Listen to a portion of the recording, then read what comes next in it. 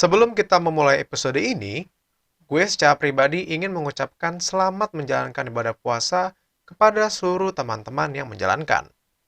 Semoga berkah Ramadan selalu melimpahi kita semua. Oke, roll the tape! From the adorable place in miserable city, it's Hans. Selamat pagi, siang, sore, dan juga malam. Hey, selamat datang di Pod ID, sebuah podcast yang berada di bawah naungan dari Dialog ID Universe, serta untuk konten ini akan hadir setiap hari Senin jam 9 malam dan akan ngebahas permasalahan sosial politik di masyarakat. So, let's talk about it.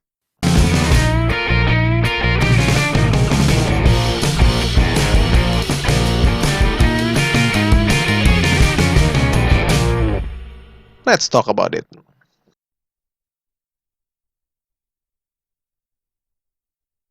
Dalam kurun waktu kira-kira hampir 1 minggu ke belakang, ada beberapa kasus di mana berhubungan dengan COVID-19 di Indonesia. Bukan menyangkut masalah pasien, bukan menyangkut masalah jubir yang diberikan gelar sebagai PR of the Year ya, padahal masih pertengahan tahun. Gua akan ngebahas tentang kasus-kasus di mana banyak masyarakat Indonesia yang seakan-akan abai dengan virus COVID-19 ini. Dimulai dari kasus penutupan McDonald Sarinah, McD atau McDonald yang sudah berdiri selama kurang lebih 30 tahun, berarti itu pegel banget pasti 30 tahun ya. McDonald yang ditutup pada hari Minggu lalu, kalau nggak salah di hari Minggu itu, kalau nggak salah gue lupa juga ya, karena itu udah seminggu yang lalu, tapi gue mencoba untuk mengangkat lagi, karena pada saat McDonald itu ditutup, ada kerumunan warga, kerumunan masyarakat-masyarakat AG yang eksis-eksis gitu loh, yang kalau nggak dapet postingan tentang suatu hal yang baru tuh nggak bisa hidup gitu. Mereka berkumpul di depan McDonald Sarinah dan ya mengumpulkan momen-momen sebelum McDonald itu tutup. Yang jadi masalah adalah bukan cuma 5-6 orang, tapi bahkan bisa mencapai puluhan hingga ratusan. Kalau misalnya lagi normal, lagi nggak ada masalah gitu ya tentang COVID-19 ini, mungkin kita akan biasa aja, bahkan mungkin akan mengatakan bahwa wow, ternyata memang kenangan itu lumayan berbekas di hati mereka dan mereka memutuskan untuk mengabadikan momen terakhir tersebut ya. Meskipun akhirnya itu juga akan direnovasi tempat itu dan mungkin McDonald bisa kembali masuk ke situ. Gua nggak tahu bisa apa enggak ya. Yang jadi masalah adalah saat kita sedang mencoba untuk mengatasi yang namanya COVID-19 ini dengan cara PSBB, ada sekelompok masyarakat AG dan Axis ini yang justru dengan santainya ngumpul.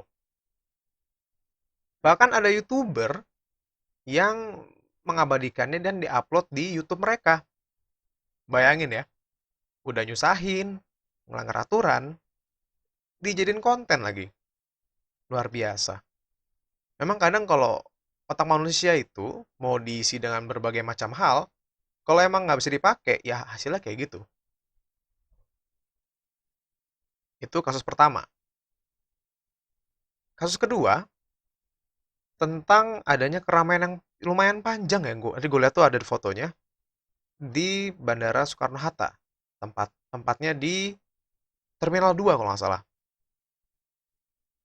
Kerumunan tuh lumayan panjang, bahkan bisa dikatakan itu ya kayak aktivitas bandara biasa aja gitu. Panjang, antriannya luar biasa mengular, bahkan seakan-akan kayak lagi ngantri sembako aja, dempet-dempetan, nggak ada yang namanya pengaturan jarak segala macem. Which is gue makin bingung ya, ini negara mau sampai kapan sih nanganin COVID-19 nih kalau masyarakatnya pada cerdas-cerdas semua. Sama seperti kasus McDonald Sarinah, kerumunan orang tuh ngumpul banyak banget, nggak ada menjaga jarak sama sekali. Dan kenapa Terminal 2 Bandara Soekarno-Hatta tuh bisa penuh? Ya dikarenakan adanya pengecualian dalam pembatasan penerbangan yang diberikan oleh pemerintah. Jadi kan kalau yang gue baca juga bahwa pembatasan ini dikecualikan hanya untuk mereka yang memang punya kepentingan yang penting, khususnya mengenai masalah bisnis atau mungkin masalah pekerjaan, yang diperbolehkan untuk pergi. Maka mereka harus membawa dokumen. Pada kejadian tersebut, jika dilihat, ya akhirnya jadi kayak, lo tau gak sih kalau misalnya lo lagi daftar ulang kuliah, ngular panjang banget kan, dan harus dicek satu-satu berkasnya. Lo bayangin aja tuh berapa lama mereka nunggu di situ, dempet-dempetan, gak ada kasih jarak sama sekali. Ya jahat-jahatnya gue berpikir ya, itu mungkin udah berapa orang yang mungkin positif COVID-19 lagi. Dan masalah ini, masalah PSBB yang bikin gue jengkel banget ini, nggak akan selesai. Lalu juga, gue balik lagi ke kasus Magdi Sarina itu, yaitu ada contoh bahwa memang masyarakat Indonesia tuh masih banyak yang belum sadar bahwa dengan mereka melakukan hal tersebut, dengan mereka melakukan hal bodoh itu, justru bisa nyusahin orang lain. Ya palingnya nggak usah nyusahin orang lain lah. Lu dengan lu diem di rumah aja, diem aja, please diem gitu. Dengan kayak gitu tuh lu nggak akan menyusahkan orang. Lu tuh nggak perlu bagi-bagi sembako, nggak perlu apa misalnya. Ya pokoknya seakan-akan lo jadi pahlawan harus bagi makanan kiri kanan. Tapi kelakuan lu sendiri masih kayak kampret, cebong. Kenapa jadi kesana ngebahasnya gue? Jadi dari dua kasus itu aja, gue udah bisa ngeliat bahwa emang sebenarnya nggak hanya pemerintah yang mungkin kita rasa kurang serius di awal, tapi emang dasarnya masyarakat juga menganggap bahwa COVID-19 ini hanyalah sebuah permasalahan yang biasa aja. Permasalahan yang mereka anggap ya nanti juga akan hilang sendiri. Gue juga punya kepentingan, nanti gue kan juga harus kerja, gue juga harus liburan, gue harus pulang kampung. Nah, seperti itu teman-teman. Contohnya kayak pulang kampung juga.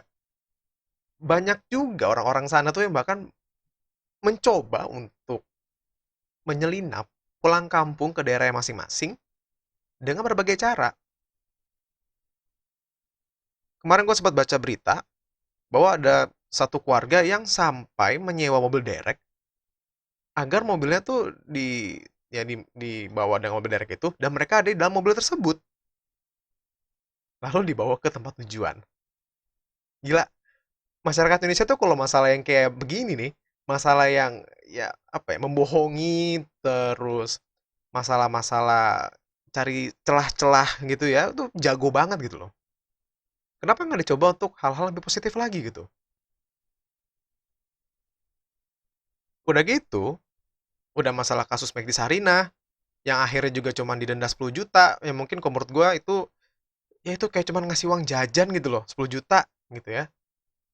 Lalu juga kasus Bandara Soekarno-Hatta kemarin tuh yang penuh, yang kata pemerintah dikatakan bahwa itu udah sesuai dengan protokol, which is gue bingung itu protokolnya di mana ya, karena itu udah mirip kayak antrian sembako ya. Lalu kasus terakhir yang akan gue coba bahas adalah tentang seorang influencer bernama Indira Kalista. Jadi influencer ini ya, gue nggak tahu ini orang juga siapa ya, tiba-tiba muncul di pemberitaan negara Indonesia tercinta ini. Oh, ternyata dia YouTuber. Gue juga baru tahu. Tahu kontennya apa ya, bagus apa enggak. Jadi dia ini diwawancara di sebuah podcast di mana dia itu membahas mengenai COVID-19 ini. Dia menyatakan bahwa dia tuh nggak khawatir dengan penyebaran virus COVID-19. Dia menganggap tuh kalau COVID-19 tuh biasa aja. Dia menganggap kalau ini bukan hal yang luar biasa kok. Mungkin kalian aja yang terlalu berlebihan. Gitu kalau kata dia. Udah gitu, dia juga mengatakan bahwa dia tuh jarang banget pakai masker. Mungkin maksudnya jarang pakai masker di wajah kali ya. Mungkin biar mukanya tambah cantik. Nah, dia nggak pengen terlalu banyak pakai masker ya. Mungkin gua nggak tahu juga ya. Lalu dia menyatakan bahwa ya mungkin emang eh, menurut dia bahwa tidak perlu menggunakan masker untuk pergi keluar. Dia menganggap bahwa hal tersebut justru menyulitkan dia pribadi. Lalu yang paling parah menurut gua adalah dia tidak pernah mencuci tangan atau memakai hand sanitizer sebelum makan.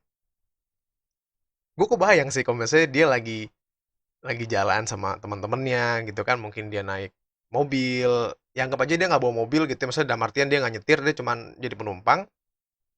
Saat dia turun dari mobil tersebut, dia kan buka pintu. Kita nggak tahu apakah mobil tersebut bersih atau kotor, kita nggak tahu kan. Dia buka, terus dia mungkin lagi jalan, mungkin megang handle pagar gitu ya. Nggak tahu apakah itu mungkin bekas orang jilat-jilat ya, dimana gue nggak ngerti kenapa ada orang jilat-jilat pagar ya.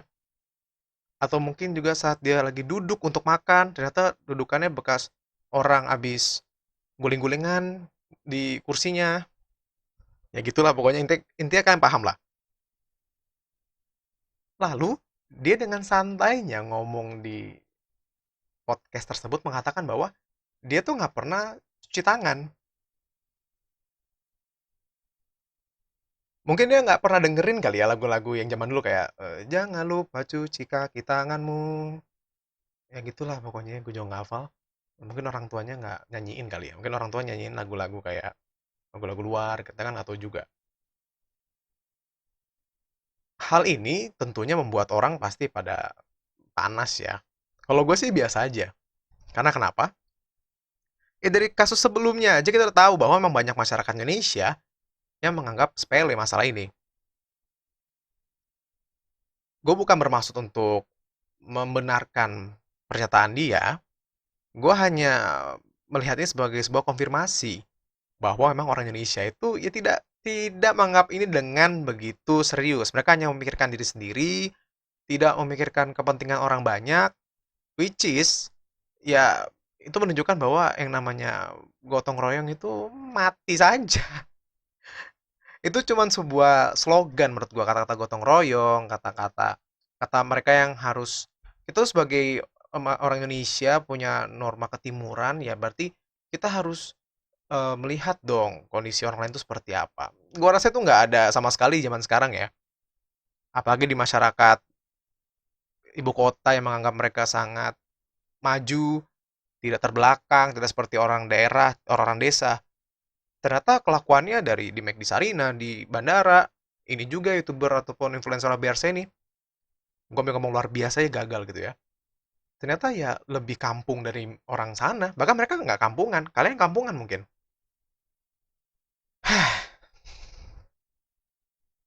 Lelah. Lelah lo teman-teman. Diam di rumah, terus nggak bisa kemana-mana. Ya gimana ya, untuk teman-teman yang berpuasa, itu pasti sangat luar biasa menyebalkan ya. Gue pribadi nggak berpuasa. Gue aja yang nggak berpuasa. Gue tuh kalau di rumah seharian nggak bisa kemana-mana. Itu rasanya sumpek banget. Ya paling nggak kalau gue nggak bisa makan, bisa minum. Bayangin teman-teman yang harus berpuasa, terus nggak bisa kemana-mana.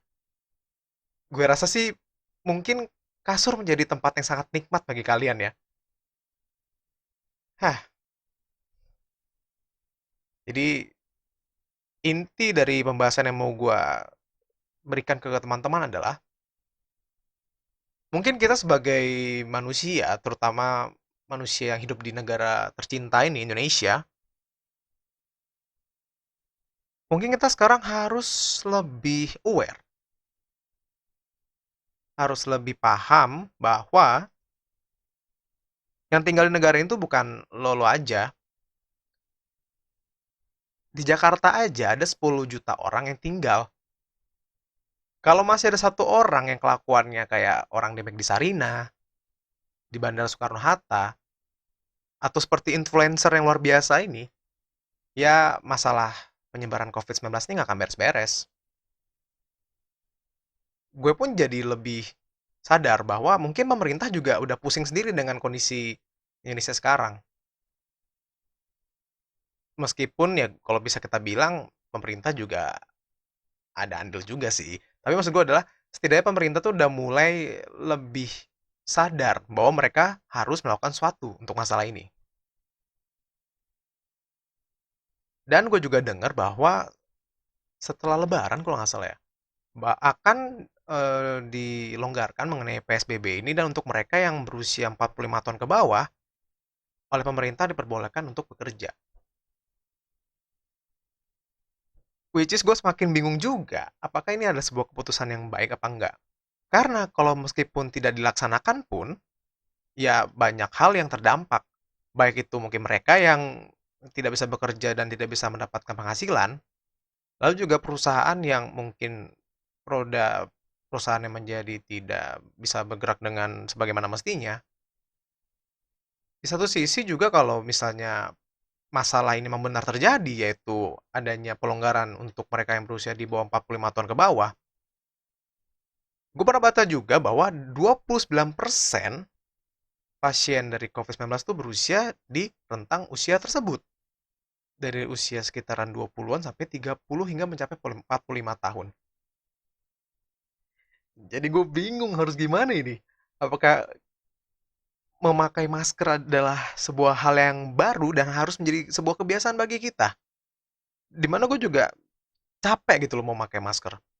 Lo bayangin ya, kalau misalnya satu masker harus dipakai 1 hari, dan kita pergi ngantor, paling enggak seminggu itu 5 kali. Berarti lo harus menghabiskan 5 buah masker untuk bepergian.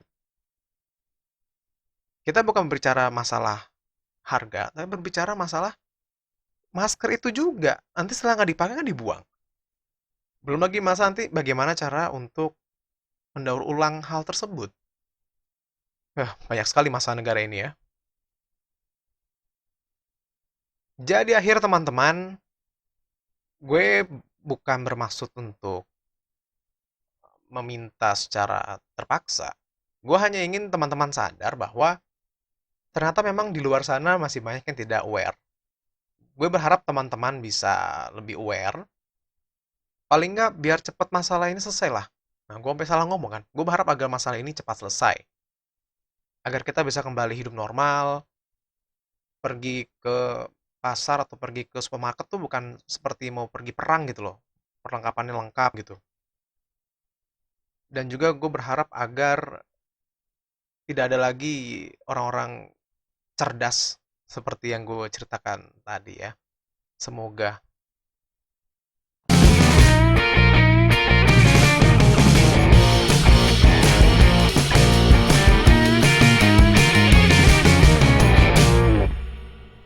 Terima kasih teman-teman yang sudah mendengarkan episode kali ini.